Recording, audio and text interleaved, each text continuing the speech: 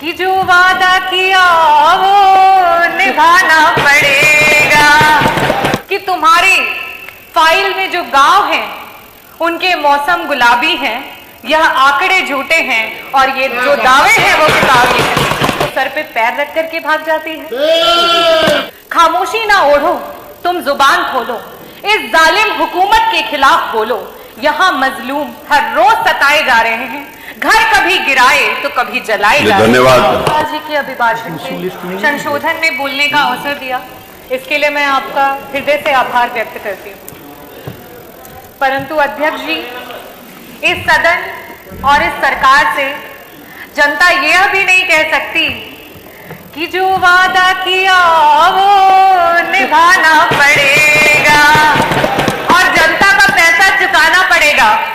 अध्यक्ष जी, पहले सत्र में मुख्यमंत्री जी आते हैं और कहते हैं कि हमारी विधायक निधि को उन्होंने बढ़ा दिया, और जब आज हमारा द्वितीय बजट सत्र चल रहा है वहां पे हमारे आदरणीय वित्त मंत्री जी कहते हैं कि वो तो सिर्फ और सिर्फ एक घोषणा थी, समय तो सुनिश्चित किया ही नहीं गया।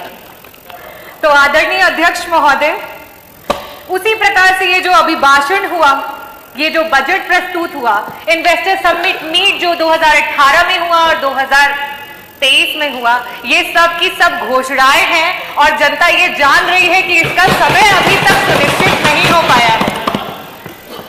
और आप लोग क्यों घबराते हैं जब विपक्ष ये कहता है कि तुम्हारी फाइल में जो गांव हैं उनके मौसम गुलाबी हैं, यह आंकड़े झूठे हैं और ये जो दावे हैं वो किताबी हैं। और ये बड़ा ही सीरियस मैटर है, क्योंकि ये crisis of credibility of leadership है अध्यक्ष महोदय, और इसको संज्ञान में लेना चाहिए। अभिभाषण के दौरान और काफी सारे हमारे जो पक्ष के सदस्य हैं उन्होंने बहुत तारीफें की और कहा कि प्रदेश इस विभाग में 1 नंबर पे पहुंच चुका है, उस विभाग में 1 नंबर पे पहुंच चुका है। बिल्कुल सही कहा आप लोगों ने।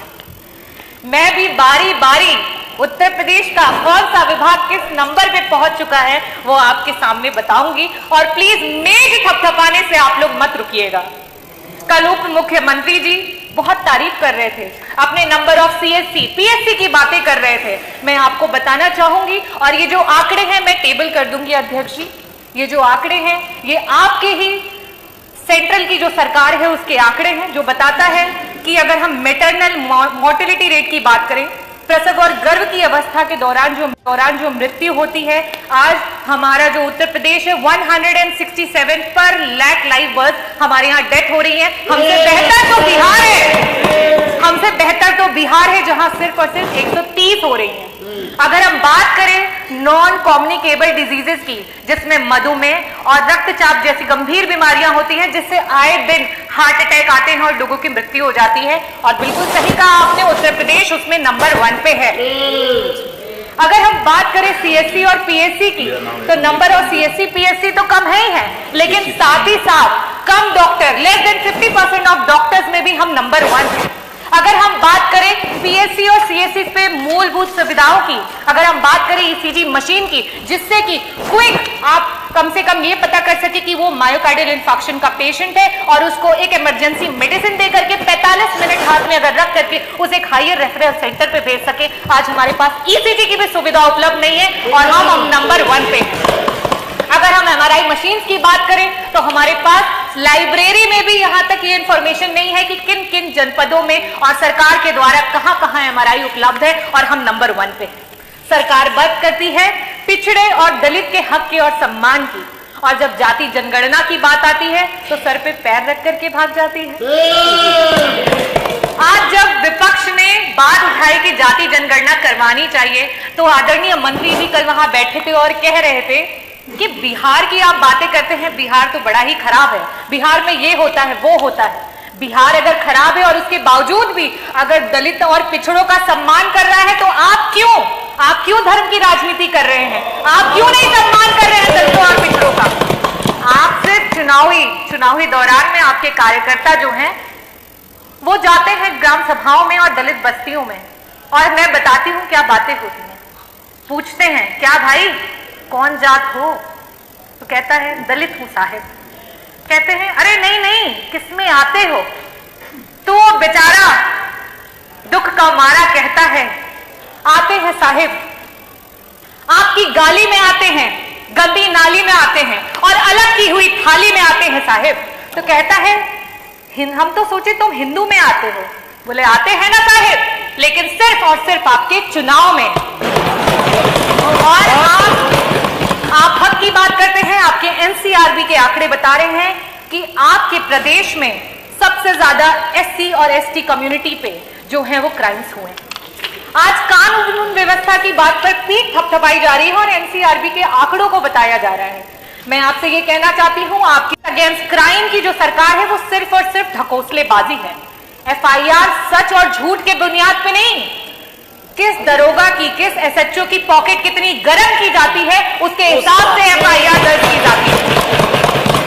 और आपको मैं एक और बात बता दूं कि जाति विशेष अमरोहा में, आपके जनपद अमरोहा में सिर्फ और सिर्फ पूरे जनपद में एक ही जात के सारे लोगों को पुलिस विभाग में डाल दिया गया था। ये तो आप लोगों को स्वयं भी पता होगा। और आज थानों पे चाहे कोई भी केस हो, चाहे वो अपहरण हो, चाहे वो चोरी हो, चाहे वो बलात्कार हो, चाहे उत्पीड़न हो, चाहे मर्डर हो या कोई भी जमीनी कोई केस हो, हर चीज का रेट आपकी सरकार में फिक्स करके रखा हुआ है। और उत्तर प्रदेश में अगर महिला उत्पीड़न की बात करें तो मैं एनसीआरबी का ही आंकड़ा आपको बताती हूं कि पर लाख विमेन में 51 महिलाएं हैं जो उत्तर प्रदेश में उत्पीड़न और क्राइम का शिकार हो रही हैं। लेकिन वही बिहार हमसे बेहतर है, वहां पे 30 महिलाएं हो रही हैं। कन्विक्शन की रेट पे आप कहते हैं कि हम बहुत सारे लोगों को कन्विक्ट कर रहे हैं, लेकिन आप जिस चीज पे खुश हो रहे हैं जरा देखिए कि आपसे प्रदेश और भी हैं जो कन्विक्शन रेट में आपसे भी बेहतर है। आज आपका प्रशासन संविधान की धज्जियां उड़ा रहा है। संविधान जो कहता है कि अगर इंसाफ दिलवाने में कोई मुजरिम छूट भी जाए तो कोई बात नहीं, लेकिन किसी निर्दोष के साथ अत्याचार नहीं होना चाहिए। कानपुर देहात में वो मां बेटी जिस तरीके से जल गई, क्या वो किसी तरीके से संविधान के अनुरूप हुआ? आज ये बुलडोजर सरकार है जहां सबने अपने होठ सी लिए, उस पे कुछ चंद लाइनें बोलूंगी। खामोशी ना ओढ़ो, तुम जुबान खोलो, इस जालिम हुकूमत के खिलाफ बोलो। यहां मजलूम हर रोज सताए जा रहे हैं, घर कभी गिराए तो कभी जलाए जा रहे हैं। धन्यवाद डॉक्टर रागिनी। 1 मिनट हो गया, पूरा समय हो गया, 7 मिनट 10 सेकंड हो गए। नहीं, श्रीमती रजनी तिवारी, धन्यवाद। मुझे लग रहा था आप बिहार में भाषण दे रही हैं। मेरी बात सारी करनी चाहिए लेकिन समय की सीमा। चलिए,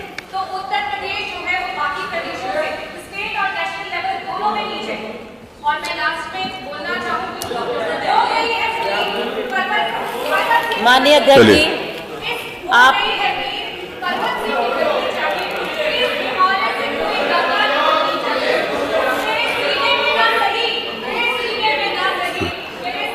रजनी तिवारी, आग तो लेकिन जलनी चाहिए। माननीय अध्यक्ष जी, आपने हो मुझे गया।